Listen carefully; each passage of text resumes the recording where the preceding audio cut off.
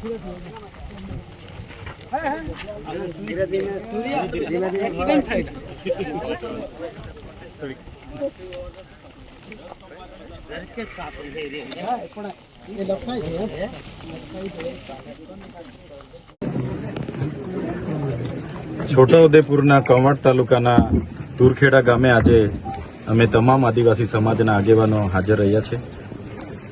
જે પરિવારની યુવાન દીકરી જે સગર્ભા હતી, પ્રસૂતિની પીડા થઈ અને અહીં રોડ રસ્તાની સુવિધા ન હોવાને કારણે, આરોગ્યની સુવિધા ન હોવાને કારણે, એમ્બ્યુલન્સની સુવિધા ન હોવાને કારણે ગામના યુવાનો એને ઝોલી કરીને લઈ જતા હતા અને રસ્તે જ્યારે એનું દુઃખદ મૃત્યુ થયું છે ત્યારે એમના પરિવાર પર આવી પડેલા દુઃખમાં એમને પ્રકૃતિ શક્તિ આપે અને એમની આત્માને શાંતિ આપે, એના માટે અમે સૌ અહીંયા એમની મુલાકાતે આવ્યા છે.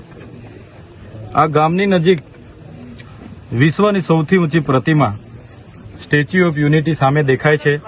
આ ગામના ઘણા ઘરો નર્મદામાં વિસ્થાપિત પણ થયા છે.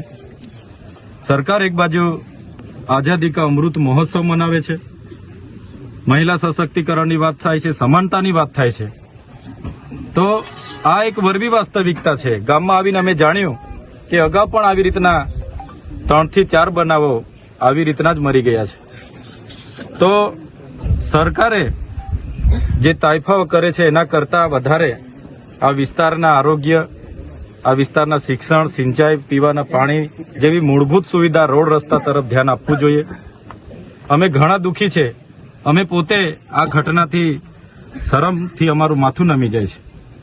છતાં આ પરિવાર પર આવી પડેલા દુઃખમાં એની નાની દીકરી જે આ 5-6 દિવસની છે એની વેદનાનું તો અમે બધા કલ્પના નથી કરી શકતા, પણ પરિવારની અમે સાથે છે. સરકારને પણ અમે કહીશું, અહીંના ચૂંટાયેલા પ્રતિનિધિઓ જે શાસક પક્ષમાં છે એમને પણ અમે કહીશું કે સામાજિક રીતે આ પરિવાર સાથે બધાએ આવીને ઉભા રહેવું જોઈએ. જે પણ મદદ મળે પરિવારના બાળકોને આવનાર દિવસોમાં ભણાવવાની કે તમામ પ્રકારની મદદ આવનાર દિવસોમાં સરકારમાંથી એમને મળે એ રજૂઆત પણ અમે કરીશું. સાથે સાથે આ ગામમાં આંગણવાડી નથી, પ્રાથમિક શાળા નથી, આ ફળિયામાં આવવા માટેના કોઈ રોડ રસ્તા નથી ને આ મૂળ ગામ છે.